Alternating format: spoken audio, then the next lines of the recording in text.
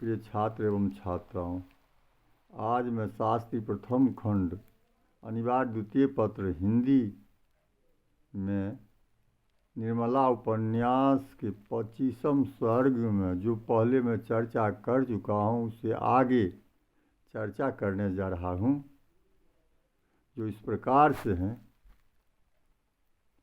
निर्मला को जो अपने घर में मन नहीं लगती है तो कभी कभी सुधा से मिलने के लिए उनके घर जाते हैं रोज़ शाम को, लेकिन आज सुबह ही सुधा से मिलने के लिए उनके घर पहुंचती है। 2-3 मिनट रुकने के बाद भी जब सुधा नहीं मिलते हैं तो निर्मला डॉक्टर साहब से पूछते हैं सुधा के बारे में। तो डॉक्टर साहब निर्मला को कहते हैं कि वो सुधा नदी में स्नान करने के लिए चली गई है। इस पर निर्मला ने फोटो वाले किताब ला करके वो देखती है। इसी बीच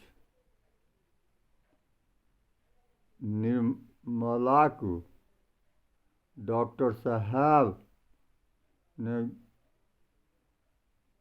जो कुछ कह दिए एकांत में,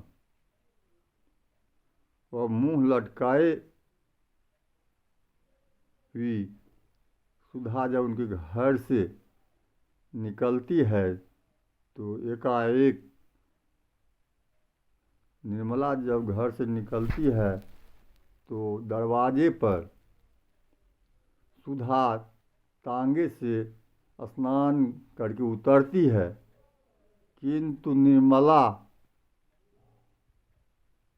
मुंह लटकाई हुई सुधा से कुछ बोलती नहीं, वह सीधे अपने घर चली जाती है।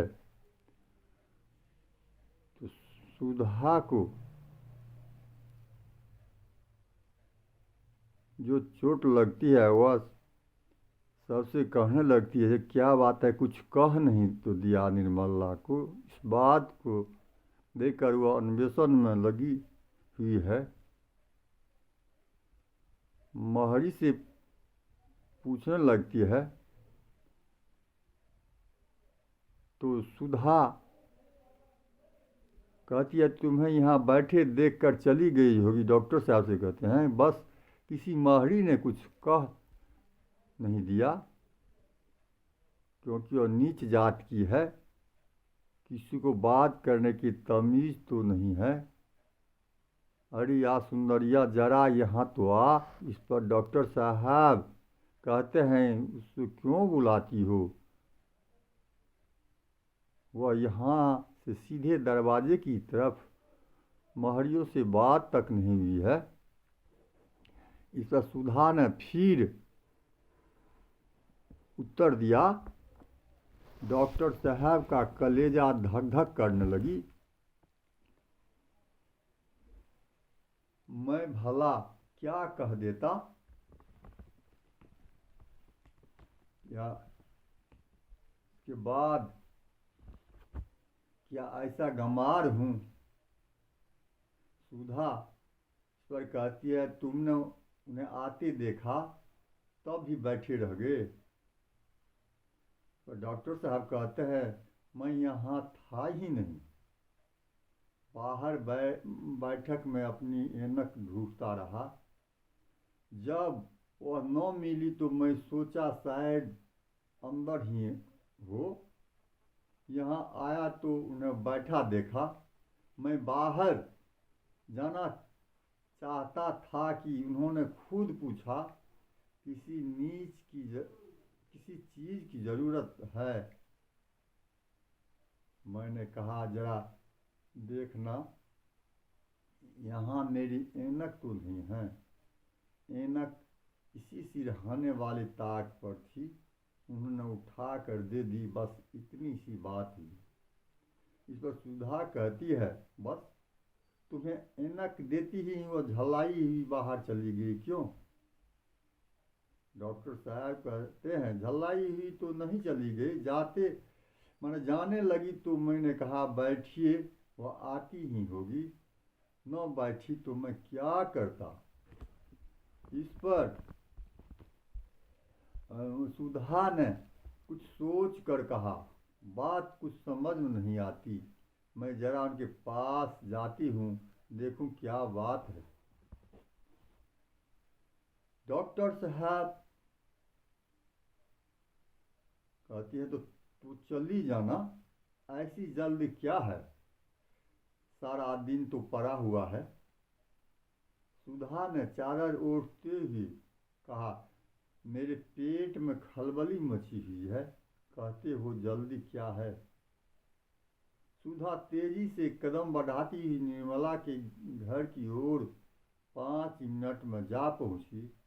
देखा तो निर्मला अपने कमरे में चारपाई पर पड़ी रो रही थी और बच्चे उसके पास पूछ रही थी, अम्मा क्यों रोती हो। सुधा ने लड़की को गोद में ले लिया और निर्मला से बोली, बहन सच बताओ क्या बात है, मेरे यहाँ किसी ने कुछ कहा?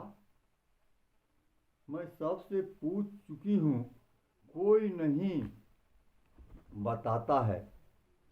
पर निर्मला आंसू पोंछती ही बोली, किसी ने कुछ नहीं कहा बहन, भला वहाँ मुझे कौन कुछ कहता।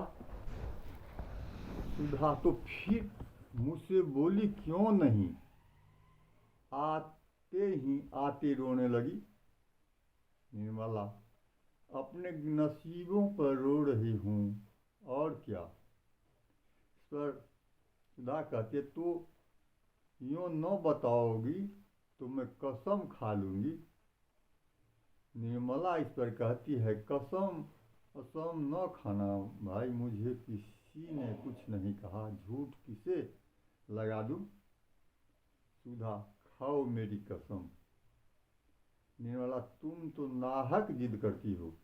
तो सुधा कहती है, अगर तुमने नहीं बताया निर्मला तो मैं समझूंगी तुम्हें मुझसे जरा भी प्रेम नहीं है, बस जवानी जवां खर्च है। मैं तुमसे किसी बात का पर्दा नहीं रखती, पर तुम मुझे गैर समझती हो। मुझे तुम्हारे ऊपर बड़ा भरोसा था, अब जान गई कि कोई किसी का नहीं होता। सुधा की आंख सजल हो गई,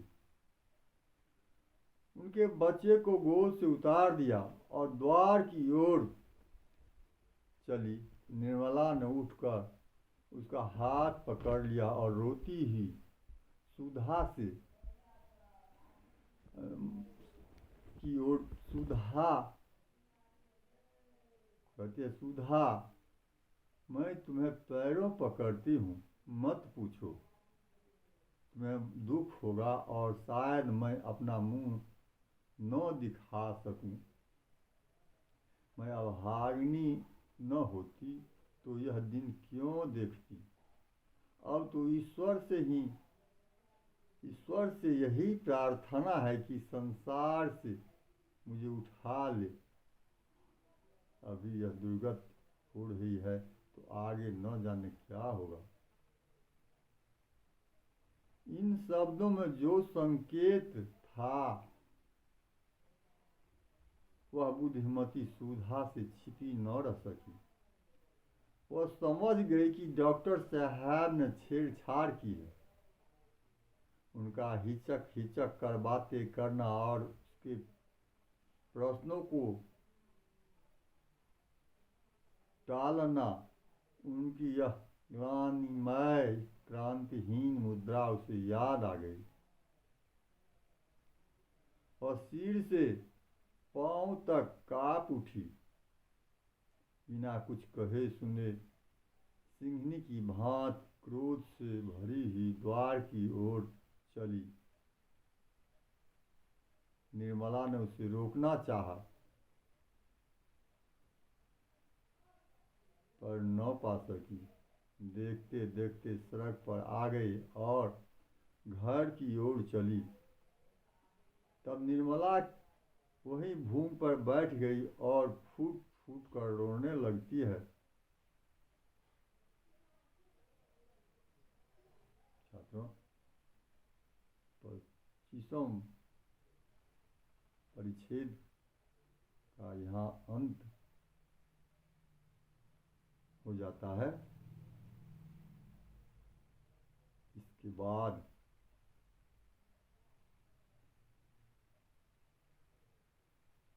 26वां परिच्छेद